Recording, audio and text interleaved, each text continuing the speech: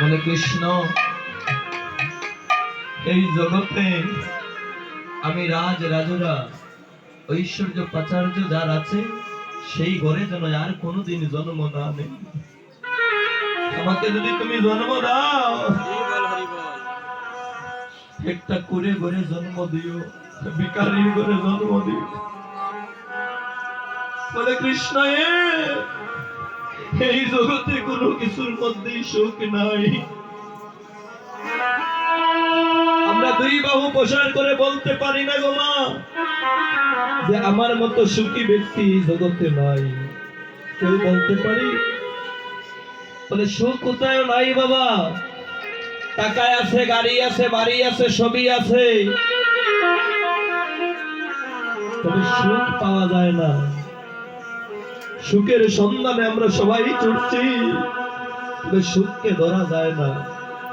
1 লক্ষ টাকায় আছে, আমার আরো 1 লক্ষ চাই। 1 কোটি টাকায় আছে, আরো 1 কোটি চাই। একটা গাড়ি আছে, আরেকটা চাই। একটা বাড়ি আছে, আরেকটা চাই। চাওয়ার কোনো শেষ নাই। তবে কেউ 2 হাত তুলে বলতে পারি না যে আমার মতো সুখী ব্যক্তি জগতে নাই। দেখবেন বাবা, আপনি যখন ছোট্ট ছিলেন,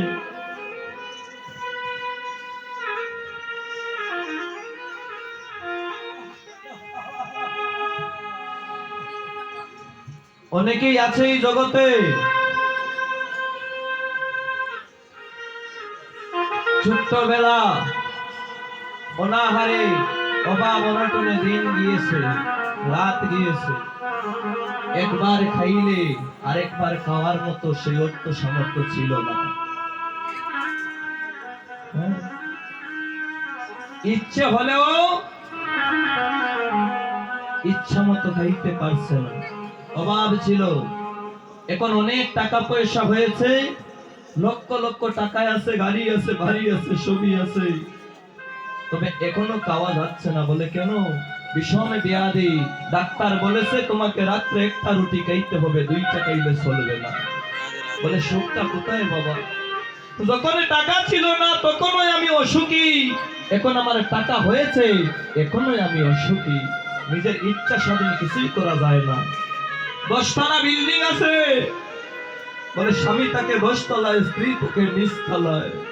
সুখ কোথাও নাই। তার জায়গা সম্পত্তির কোনো অভাব নাই, তবে তার একটা সন্তান নাই। সে কি সুখী বাবা? বলে সুখ নাই। কারো 10টা সন্তান আছে, তবে তার টাকা পয়সা, জায়গা সম্পত্তি কিছুই নাই। তারও একটা চিন্তা, সেই সন্তানদেরকে আমি কেমন করে মানুষ করি। বলে সুখ কোথায় পাওয়া যায়? এই যে কুন্তী দেবী বলছে, কৃষ্ণ, এই জগতে কোনো কিছুর মধ্যেই সুখ নাই, সুখ লুকিয়ে আছে একটা বস্তুর মধ্যে। চৈতন্য চরিতামৃত বলল, কৃষ্ণ বিনা সুখ দিতে নাই অন্য জন, নাহি অন্য জন। তাকিলে বা তার বিদ্যা খুলে কোটি কোটি ধন, কোটি কোটি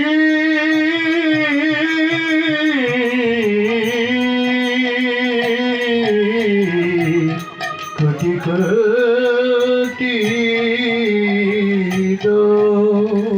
কৃষ্ণ বিনা এই জগতে সুখের সন্ধান কোথায় পাওয়া যাবে না। এর জন্যই চৈতন্য চরিতামৃতে বলা হলো, কৃষ্ণ বিনে সুখ দিতে নাহি অন্য জন, তাকিলে বা বিদ্যা কুলে তার কোটি কোটি ধন। যতই অর্থ সম্পত্তি আপনার থাক না কেন বাবা, যদি মনের মধ্যে শান্তি না থাকে কিছুতেই কাজ হবে না। তো আমরা ভগবানকে ডাকতে পারি না কেন ডাকার মতো? বলে সংসার মায়াবদ্ধ জীব আমরা। চাওয়া পাওয়ার কোনো শেষ নাই।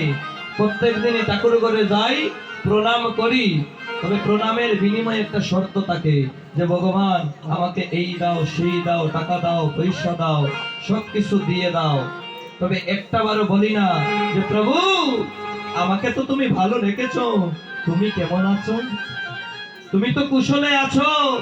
আমরা সবাই জানি ভগবান সবচেয়ে ভালো আছে, তাই না? আমাদেরকে যিনি ভালো রাখছে তিনি কি আর মন্দ থাকতে পারে? তবে আমাদের দায়িত্ব যে প্রভু গো, তুমি কি কুশলে আছো, তুমি কি ভালো আছো? কেউ বলি না, সবাই শুধু চাই আর চাই, চাওয়ার কোনো আমাদের শেষ নাই। এই সংসার মায়ায় আবদ্ধ হয়ে ভুলে গিয়েছি আমরা আমাদের পরম পিতাকে, যার কাছ থেকে বিদায় নিয়ে এই জড় জগতে আমরা ভূমিষ্ঠ হলাম। বলে এসেছিলাম, প্রভু আমাকে নরক যন্ত্রণা থেকে মুক্ত করে দাও, আমি তোমার নাম কবো বলবো না। তবে এই মায়ার সংসারে আবদ্ধ হয়ে ভুলে গেলাম। বলে এ মায়া প্রবঞ্চময় ববের রঙ্গমঞ্চ মাঝে বাজে রঙের নটবর হরি, যারে যেভাবে সাজায় সে সেইভাবেই সাজে। সাজে বাবা, নাটক দেখেন গো, নাটক দেখেন টিভির সিরিয়ালে। মাগো, নাটক একজন পরিচালক যেমন করে পরিচালনা করে, অভিনেতারা ঠিক তেমন করেই অভিনয় করে। পরিচালক যেমন করে স্ক্রিপ্ট তৈরি করবে, অভিনেতারা ঠিক তেমন করেই অভিনয় করতে হবে। এই জগতে সংসার হচ্ছে একটা নাট্যমঞ্চ, এখানে আমরা সবাই অভিনয় করতে এসেছি। যখনই অভিনয় শেষ হয়ে যাবে, চলে যেতে হবে পরম পিতার সন্ধানে। একের পর এক চলে যাচ্ছে বাবা। আজকে এই বাড়িতে একটা শ্রাদ্ধ অনুষ্ঠান হলো।